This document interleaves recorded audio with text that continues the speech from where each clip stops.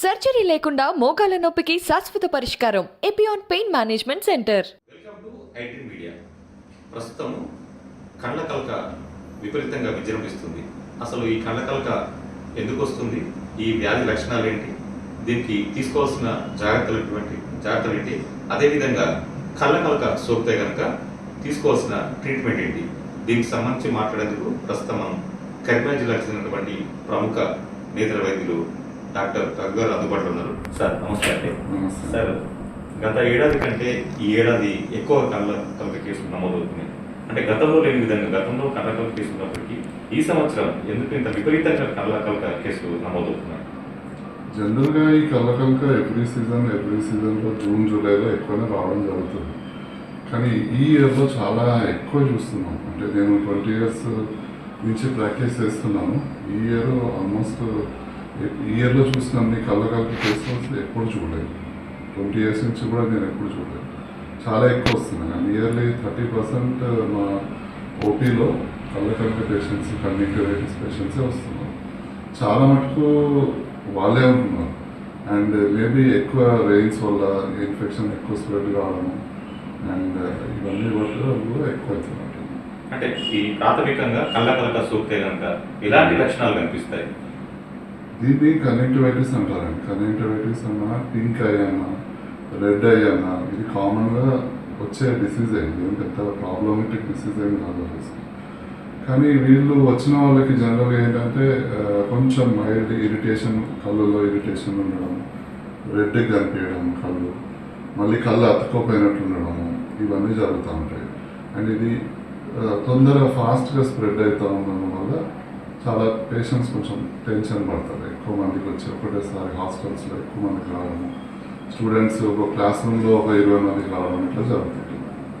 So దీనికి కొంచెం treatment చేసుకుంటే ప్రాబ్లం ఏమి ఉంటుంది. అంటే ఎక్కువగా కళ్ళ కలక అనేది చిన్నారి పిల్లలు ఎక్కువగా కనిపిస్తుంది కదా. సో పెద్దవాళ్ళతో కంపేర్ చేస్తే చిన్నారులు ఎక్కువ కనిపిస్తుంది. చిన్న పిల్లలు ఇప్పుడు జనరల్గా ఏంటంటే మేము ఎక్కువ కేసెస్ ఈ హాస్టల్ పిల్లలు, స్కూల్ గోయింగ్ చిల్డ్రన్లో ఎక్కువ చూస్తున్నాము. మేబీ వాళ్ళు అంటే ఎక్కువ క్రౌడెడ్ ప్లేసెస్లో ఉండడం వల్ల, వైరస్ ఎక్కువ స్ప్రెడ్ కావడం వల్ల ఇలా జరుగుతుంది. అండ్ హైజీన్ కూడా ఇంపార్టెంట్. చాలా హైజీన్ మెయింటైన్ చేస్తేనే అది కొంచెం మనం ప్రివెంట్ చేయొచ్చు, అంటే స్ప్రెడ్ కాకుండా. అంటే కళ్ళ కనుక జనసాంద్రత ఎక్కువ ఉన్న ప్రాంతంలో, అంటే రద్దీ ఉన్న ప్రాంతంలో మాత్రం ఎక్కువ వస్తుంది. Yes definitely. అంటే వాళ్ళు ఉండే ప్లేసెస్లో వైరస్ స్ప్రెడ్ ఎక్కువ అవుతుంది.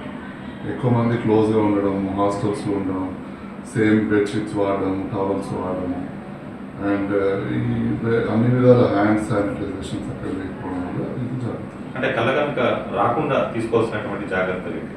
కళ్ళ కనుక జనరల్గా ఒక ఫ్యామిలీలో ఒకరిద్దరికి వచ్చిందంటే మిగతా వాళ్ళు కూడా స్ప్రెడ్ అయ్యే ఛాన్సెస్ ఎక్కువనే ఉంటాయి చాలా. కానీ మనము కొంతమేరకు దాన్ని ప్రివెంట్ చేయడానికి కొన్ని స్టెప్స్ ఫాలో చేయొచ్చు. దాంట్లో ఫస్ట్ ఏంటంటే వాళ్ళు వాడిన కర్చిప్స్ కానీ, టవల్స్ కానీ మనం టచ్ చేయకుండా ఉండడం. అండ్ వాళ్ళు జనరల్గా వాళ్ళు వెళ్ళే డోర్స్లో డోర్ హ్యాండిల్స్ పట్టుకోవడం, ఇవన్నీ జరుగుతూ ఉంటాయి. సో మనం ఏం చేసినా కూడా ఒక్కోసారి రావచ్చు. కానీ కొంతమేరకు దాన్ని మన ఐస్ని మనం ఊరికే ముట్టుకోకుండా ఉంటే బెటర్. ఊరికే టచ్ చేసి ఐస్ని రబ్ చేయడం వల్ల మన హ్యాండ్స్లో ఉండే జర్మ్స్ కానీ, వైరస్ కానీ కళ్ళకు వచ్చే అవకాశం ఉంటుంది. ఓకే, అంటే ఎన్ని జాగ్రత్తలు తీసుకున్నా కళ్ళ కలక సోకినట్లయితే దానికి మీ దగ్గర ట్రీట్మెంట్ ఏంటి?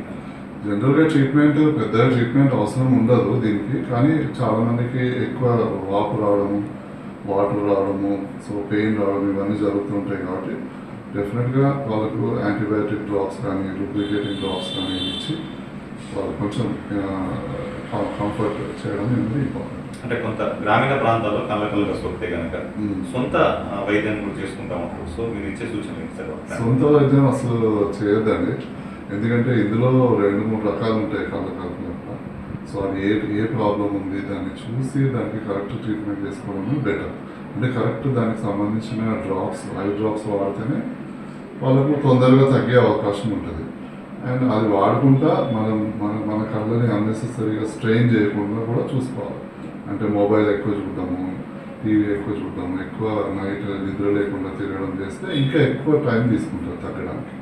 దానివల్ల వాళ్ళకి ఎక్కువ రోజులు పనికి దూరంగా ఉండాల్సి వస్తుంది. అంటే కళ్ళ కలక ప్రమాదకరం కాకపోయినప్పటికీ ఎలాంటి సందర్భంలో ప్రమాదకరంగా మారే అవకాశాలు ఉన్నాయి? ఇది వైరల్ ఇన్ఫెక్షన్స్ జనరల్గా ఈ వైరస్ వల్ల వస్తుందండి. ఒక్కొక్కరు చాలా ఎక్కువ వచ్చేది వైరస్ వల్లనే, కొన్నిసార్లు బ్యాక్టీరియల్ కూడా రావచ్చు.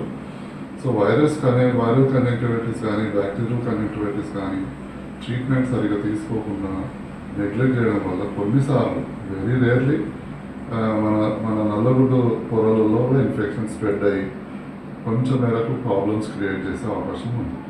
దాని గురించి కరెక్ట్గా ట్రీట్మెంట్ తీసుకొని దాన్ని తగ్గించుకోవడం బెటర్. అంటే ఈ వాతావరణంలో వచ్చేటువంటి అసమూల్యమైనటువంటి మార్పుల వల్లనే ఈ ఏడాది ఎప్పుడు లేని విధంగా ఈ కలకలక వస్తుందని చెప్తున్నారు. సో దీంతో మీరు ఏకీభవిస్తారు? Yes, definitely.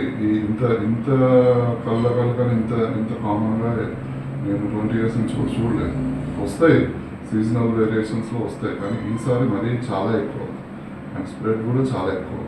అంటే ఒకరి నుంచి ఒక ఫ్యామిలీలో ఒక మెంబర్కి వచ్చిందంటే నెక్స్ట్ 2-3 daysలో అందరికీ ఎఫెక్ట్ అవుతుంది. ఎప్పుడు ఇంత ఎక్కువ లేదు. ఓకే, ఇది గతంతో పోల్చుకుంటే ఈ ఏడాది ఎక్కువగా కలకలత విజృంభిస్తుంది, ఎక్కువ కేసులు నమోదవుతున్నాయి. అయితే ముందు జాగ్రత్త చర్యలు తీసుకోవడం వల్ల కలకలతని నివారించవచ్చు. అదేవిధంగా కలకలత కనుక సోకితే కనుక తప్పకుండా వైద్యులను సూచించి వారు సూచన మేరకు చికిత్స తీసుకోవాలని చెప్పేసి కూడా కరీంనగర్ చెందినటువంటి నేత్ర వైద్యులు డాక్టర్ గారు